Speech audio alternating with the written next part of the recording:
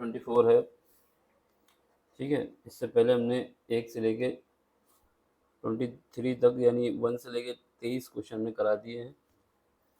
अब ये question number कौन सा है, 24 है। सेट कौन सा चल रहा है हम लोगों का, 65B। क्लास कौन सी है, 12 है। और जो पेपर का सेट था वो 5 था। ये पेपर कोड था 65B। अब हमसे कह रहा है क्वेश्चन नंबर 24 में कह रहा है कि सो डैट ऑफ ऑल, मतलब शो करना है, so that of all rectangles inscribe in a given circle the square has the maximum area. ठीक, जो एरिया बनेगा वो मैक्सिमम बनेगा। यानी अगर हम किसी सर्किल में कोई रेक्टेंगल बनाते हैं तो अगर वो रेक्टेंगल मेरा क्या है, स्क्वायर है, तभी उसका मैक्सिमम एरिया होगा। ये बात कहना चाहता है, ये हमें प्रूव करना है। हिंदी वाले देखें, दर्शाइए कि दिए गए एक वृत्त के अंतर्गत खींचे गए सभी आयतों में वर्ग का क्षेत्रफल अधिकतम होता है। यानी जो भी आयत खींचा जाएगा, कोई सा भी आयत खींचा जाए, अगर वो वर्ग है तो उसका जो क्षेत्रफल होगा सबसे ज़्यादा होगा। ये हमको प्रूव करना है। ये मैक्सिमा और मिनिमा की कंडीशन वाली क्वेश्चन है, मैक्सिमा और मिनिमा की। तो सबसे पहले हम क्या करेंगे, सर्किल बनाएंगे, ठीक है। तो सर्किल बना लेते हैं।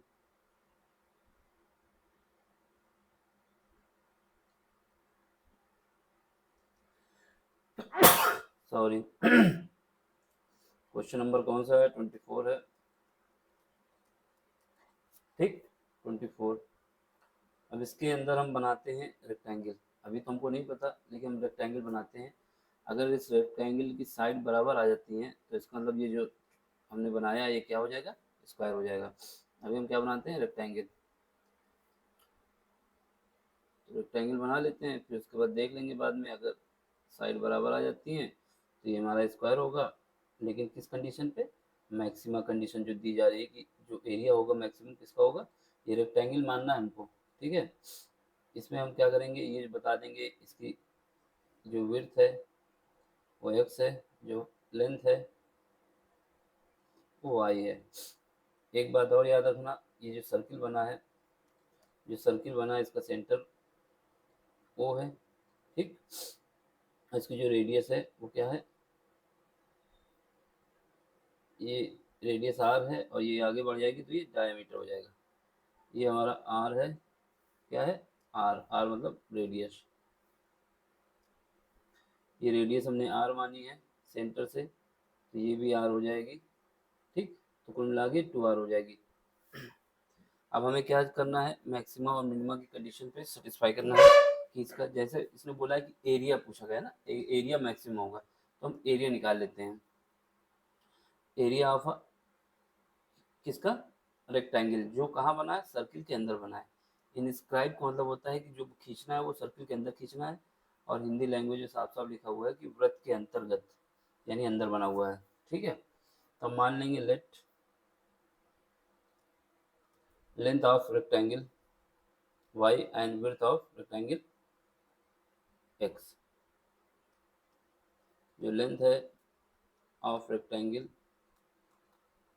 ये लैंग्वेज आप लिख लेना, रेक्टेंगल x है, एंड विड्थ, ये लेंथ हमने y मानी, यहाँ पर तो y लिखेंगे, एंड विड्थ x है, ठीक। ये हमें लैंग्वेज में लिख लेना है। तो area of rectangle, area of rectangle क्या होता है, एरिया ऑफ रेक्टेंगल, किसी भी रेक्टेंगल का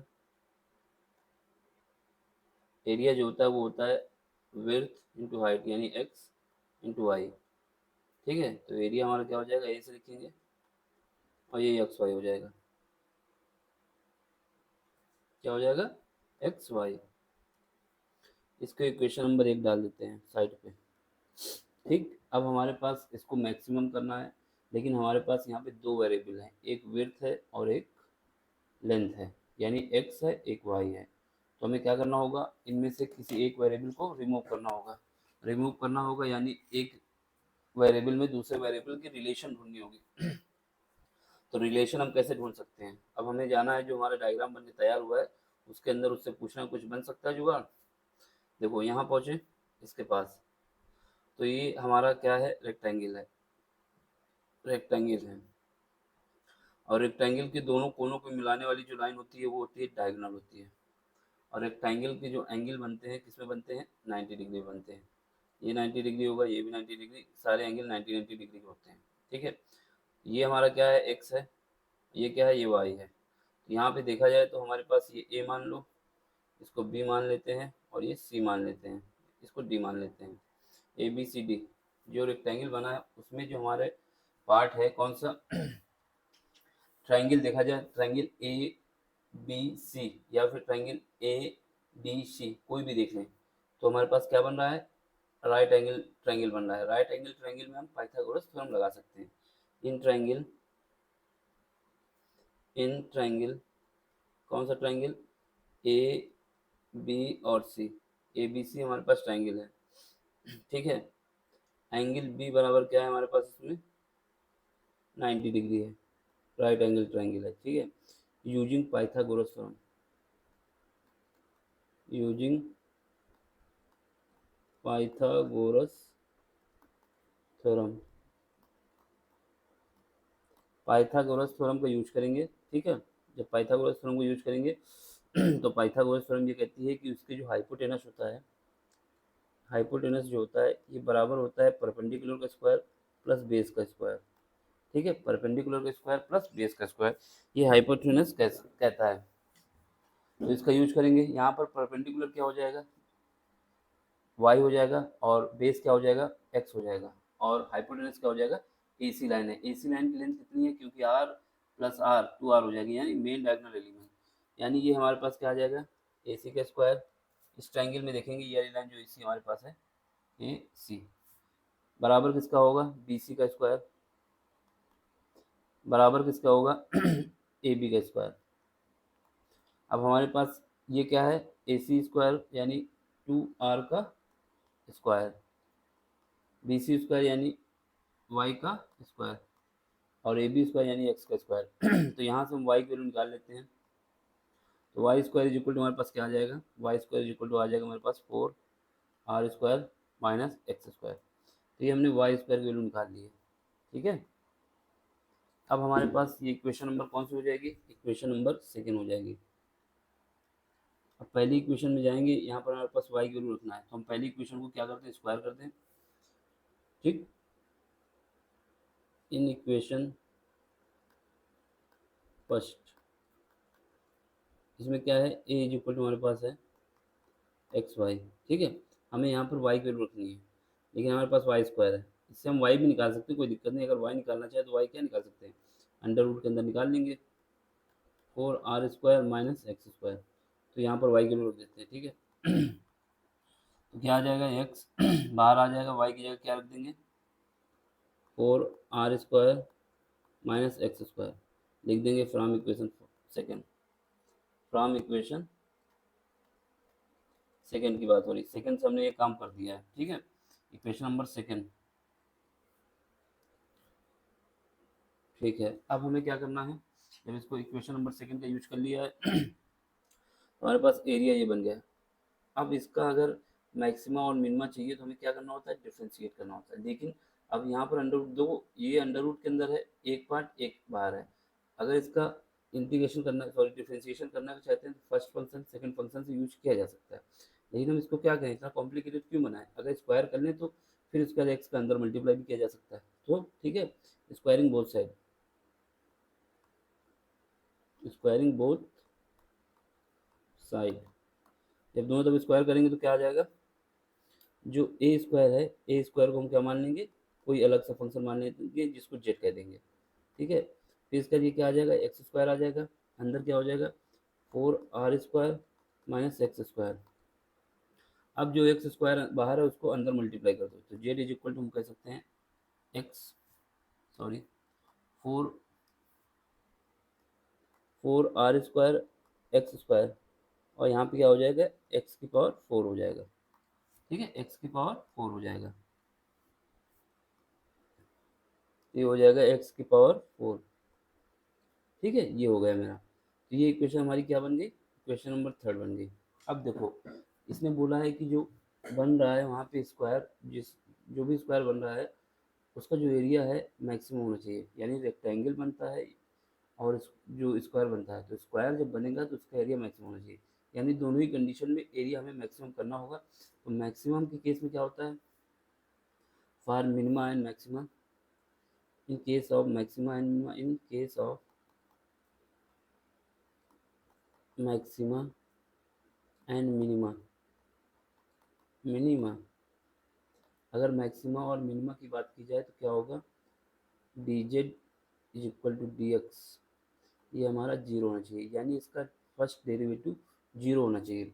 जब फर्स्ट डेरिवेटिव जीरो होना चाहिए तो क्या करेंगे, इसको डिफ्रेंशिएट करेंगे। ठीक है, फर्स्ट डेरिवेटिव जीरो होना चाहिए, इसके बाद इसका सेकंड डेरिवेटिव निकालेंगे क्योंकि इससे कुछ एक्स की वैल्यू निकाल आएगी। ठीक है, उसके बाद इसका सेकंड डेरिवेटिव निकालेंगे, अगर ये मेरा निगेटिव आता है तो मैक्सिमम वैल्यू आएगी, लेकिन वो वैल्यू पुट करने के बाद मैक्सिमा होगा। अगर इसकी वैल्यू हमारी क्या आती, पॉजिटिव आती तो मिनिमम होगा, मिनिमा। यहाँ साइड पे लिख देंगे एक्स बराबर, अगर ए आया जो भी वैल्यू निकल के आएगी, एक्स बराबर है जो भी वैल्यू निकल के आएगी उस वैल्यू को पुट करने के बाद अगर ये कंडीशन हमारे पास आती है तो ये दोनों केस होंगे। क्या करेंगे, differentiate equation number first with respect to, differentiate equation number third sorry with respect to x, differentiating equation third with respect to x कर देते हैं। यहाँ से क्या आ जाएगा, d z by D x is equal to, ये क्या आ जाएगा, जब इसका डिफ्रेंशिएट करेंगे तो यहाँ पे टू आगे आ जाएगा, कितना हो जाएगा 8 आर स्क्वायर, और यहाँ पे एक्स आ जाएगा। ठीक है, यहाँ पे क्या आ जाएगा, यहाँ पे 4x³ आ जाएगा। ठीक है, कि कैसे आया, अगर हमारे पास D Y by D X होता है, उसकी power D Y by D X करना है किसका, एक्स की पावर एन का, तो एन आगे आ जाता है, एक्स की पावर n-1 हो जाता है। ये फार्मूला होता है, इसी का यूज किया गया है यहाँ पे।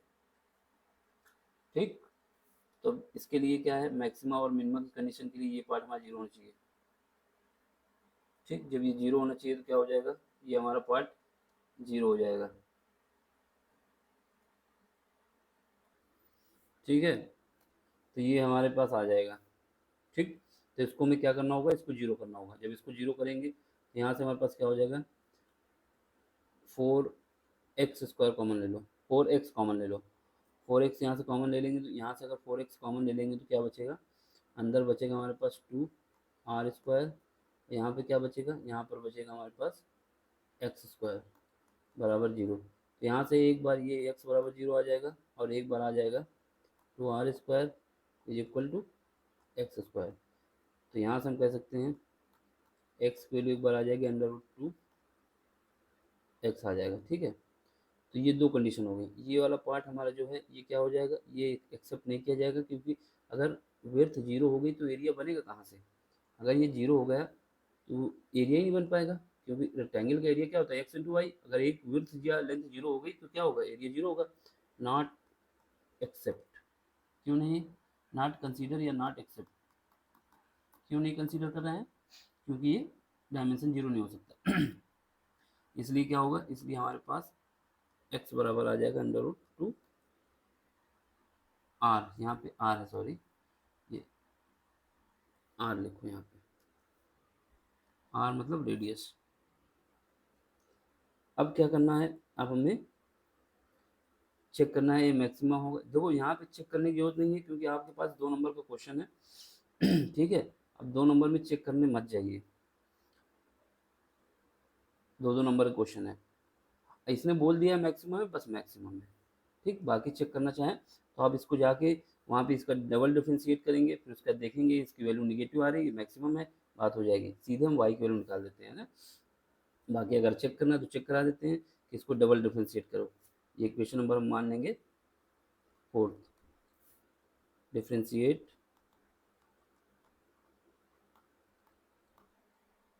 अगेन,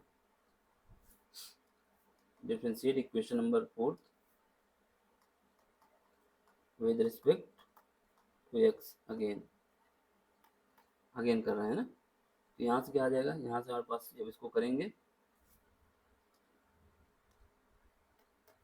तो यहाँ से हमारे पास d2 Z is equal to आ जाएगा dx² इज इक्वल टू, यहाँ से करेंगे तो कितना आ जाएगा 8r², इसके बाद माइनस का 12x²। ठीक, हमारे पास क्या है, x² की वैल्यू क्या है, x² की जो वैल्यू है उसको रख देते हैं यहाँ पर। जब पुट करेंगे तो क्या आ जाएगा, d2z equal to dx² equal to, यहाँ पर क्या है 8r² है, और जब x² की वैल्यू यहाँ रखेंगे, x² की वैल्यू यहाँ पर रखेंगे, क्या है x² बराबर, ये हमारे पास ये 3 ठीक है। जब x² बराबर ये रखेंगे क्या आएगा, -12, तो ये है ये x² बराबर क्या है 2r² है, तो ये कितना हो जाएगा 8r² माइनस का 24r², तो ये हमारा कितना आ जाएगा, निगेटिव आ जाएगा। जब निगेटिव आएगा तो मैक्सिमम होगा, ये हम दिखा देंगे इसको, जब देखेंगे तो निगेटिव आ जाएगा ना, 16 बचेंगे माइनस के। अब हमें क्या चाहिए, y की वैल्यू फ्रॉम इक्वेशन, कौन सी इक्वेशन, हमने एक्स वाई में क्या रिलेशन निकाली थी, एक्स वाई में जो रिलेशन निकाली थी उसके हिसाब से y बराबर क्या निकाला था हमने, y बराबर निकाला था ये, तो इसमें इक्वेशन नंबर सेकंड में यूज कर लेंगे, y² बराबर रख देंगे in from equation second, y² is equal to क्या आया था हमारे पास, y² इज इक्वल टू आया था 4r² माइनस x², यहाँ से रख देंगे y² is equal to, x² की वैल्यू कितनी है, x² की वैल्यू हमारे पास ये है, इसी को पुट कर देंगे यहाँ पर। यहाँ पे क्या है 4r², x² बराबर 2r², यहाँ से देखेंगे तो y² इज इक्वल टू हमारे पास क्या आ जाएगा 2r², y की वैल्यू कितनी आ जाएगी, √2r, x और y बराबर आ गए, इस बिकॉज x बराबर √2r एंड y बराबर √2r, बोथ आर इक्वल, इसलिए बोथ आर इक्वल है, इसलिए क्या होगा, इसलिए एरिया जो होगा, इसलिए area of square is maxima कितना हो जाएगा, अगर एरिया निकालना चाहेंगे इसके हिसाब से तो x इंटू वाई, यानी हमारे पास आ जाएगा √2 और ये r, फिर √2 इंटू आर, ये हो जाएगा हमारे पास 4r², सॉरी 2r², √2 हो जाएगा ना आंसर।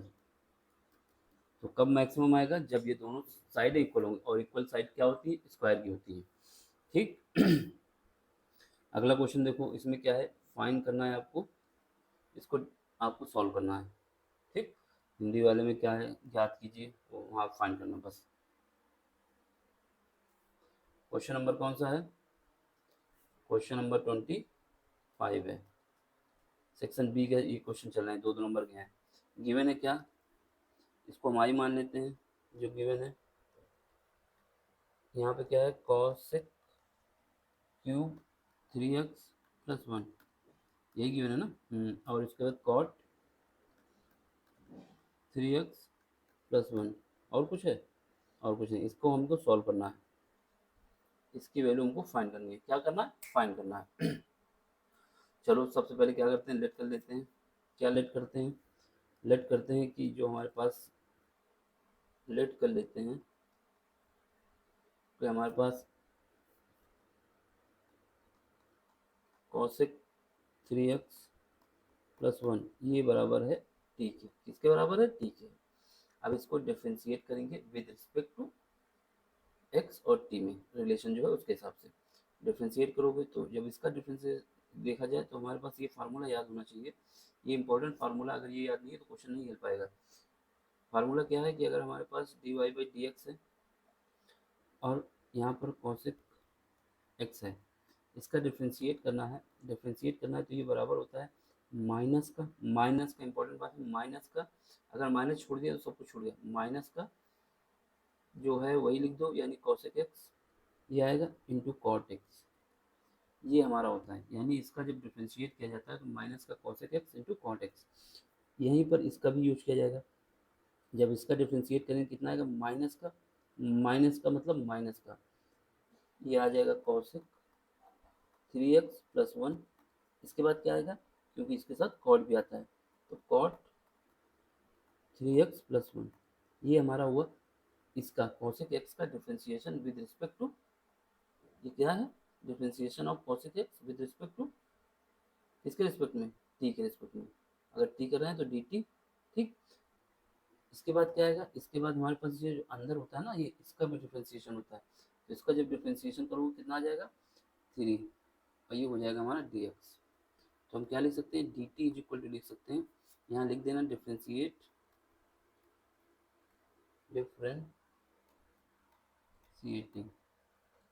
ठीक है, डिफ्रेंशिएट कर रहे हैं, तो ये हो जाएगा हमारे पास 3 आगे आ जाएगा, माइनस तो आगे रहेगा ही 3 कॉसेक 3x प्लस 1, ये आ जाएगा कॉट 3x प्लस 1।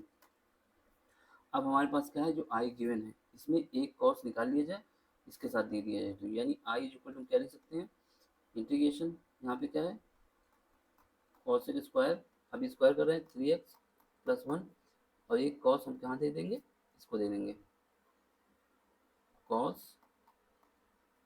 समझे, कॉस 3x प्लस 1, और यहाँ पे कॉट 3x प्लस 1, तो ये क्या है dx है।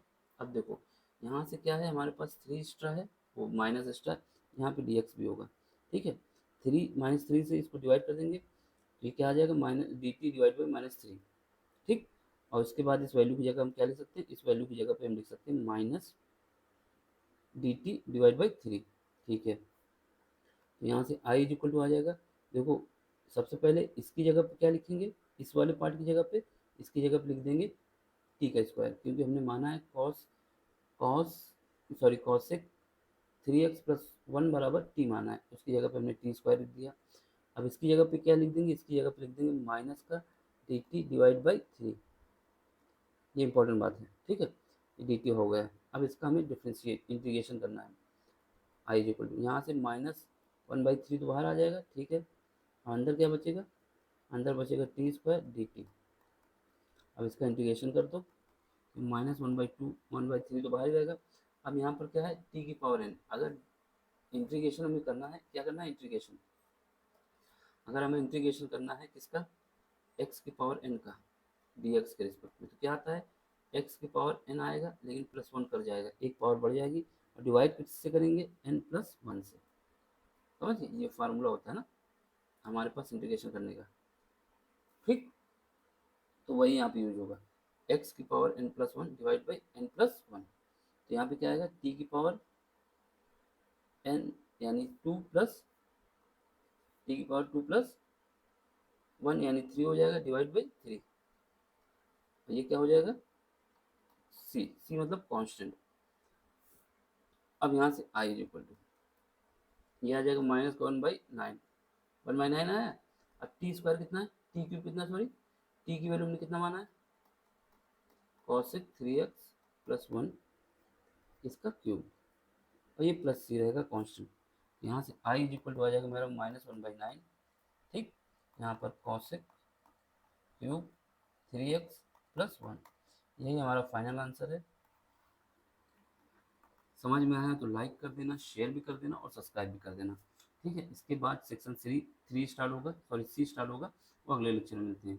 Thank you for watching. देखो ये सब लेक्चर कंप्लीट होने के बाद इनको कंबाइन भी कर देंगे, मैं बाय।